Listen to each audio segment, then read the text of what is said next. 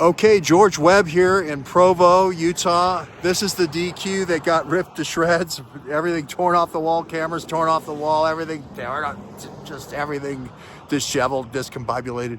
That's the one. About half the distance to the airport this way.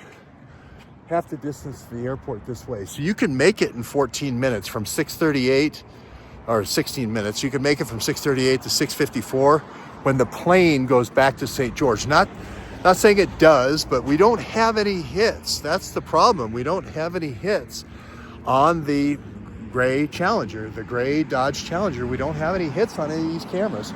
This is going down Canyon, but then it goes to University, a very big street. No hits on the Challenger. Again, it makes you think. So we're at this trashed Dairy Queen, this destroyed Dairy Queen, and I pointed out here, and we believe Tyler used this as a meet point. It could be Swig right here next to it, but as a meet point to recruit students from BYU. You can see with the BYU stadiums right across the street. It could be Swig where I'm pointing at in the parking lot here, which is another big meet point that you see behind me here.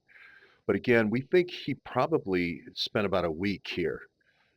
And all he really had to do was do the training.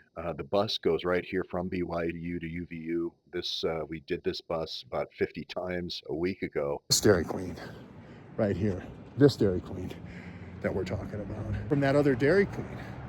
The reason why I think they give that other Dairy Queen and give that timestamp is to rule out driving to the airport. It's sort of like an alibi. It's sort of like the impossible alibi. Well, you know they couldn't have flown. You know they couldn't have been on N888KG that makes 3 round trips that day with all the Chinese Intel connections and all the other Intel connections that it's got. You know it couldn't have been that. That's what they want you to think. It's a false trail. It's a false narrative.